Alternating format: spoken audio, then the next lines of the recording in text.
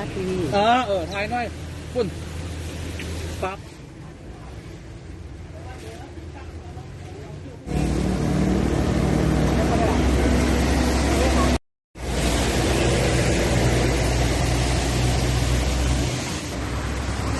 หนึ่ง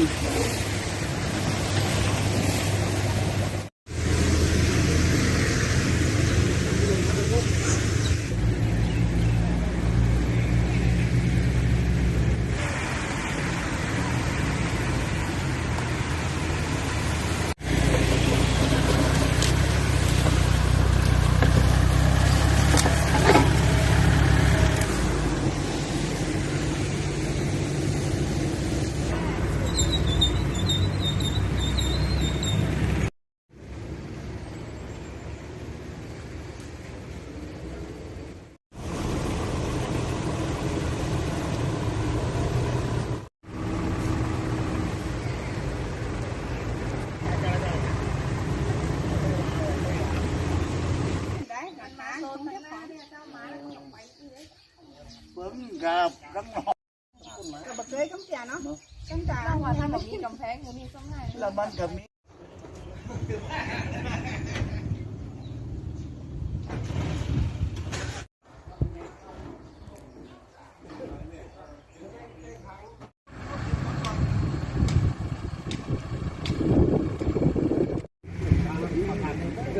ประมาณหรอกการใส่ลง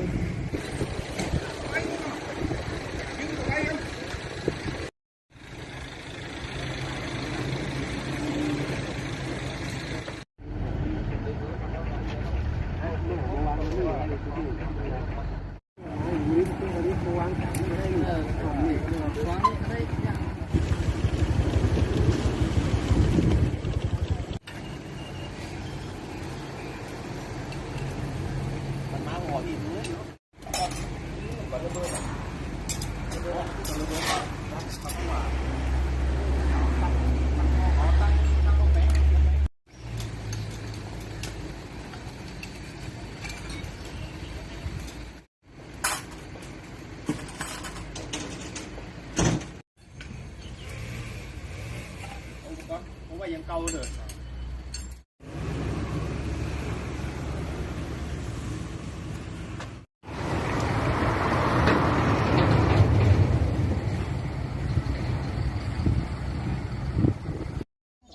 bะเกยcắm trà nó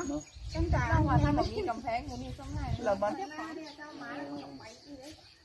เบิ้งกับรังนอก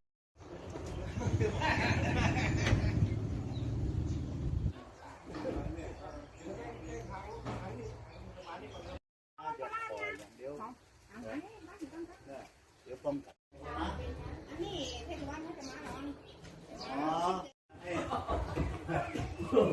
หลายแห่งหนึ่งใน50 ปีนะครับในรอบ50 ปีนี่บ่เคยมีครับเดี๋ยวเขาก็จะพิจารณาหมดเลย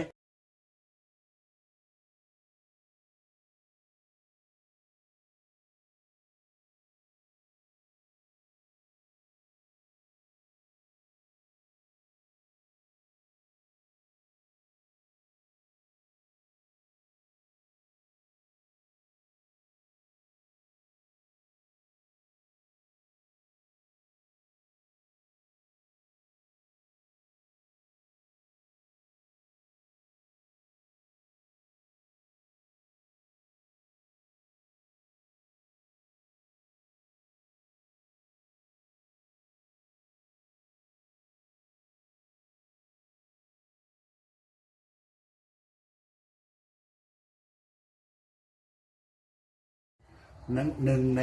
50 ปีนะครับในรอบ50 ปีนี่บ่เคยมีคำเตือนชาวบ้านว่าจะนั่นนะครับเขาเสียหายประมาณ50 หลังนะครับในส่วนของพี่น้องชาวบ้านกระเบื้องก็ประมาณ6,000 แผ่นที่จะต้องช่วยเหลือเบื้องต้นนะครับแล้วก็ในส่วนของการไฟฟ้าตำรวจนะครับป้อมยามตำรวจทั้งหลวงก็เสียหายเหมือนกันเพราะนั้นวันนี้เขาจะดูแลสำรวจเบื้องต้นก่อนแล้วก็ในส่วนของชาวบ้านเนี่ยที่สภาพอย่างที่ท่านเห็นคงได้รับการช่วยเหลือในวันนี้ครับผม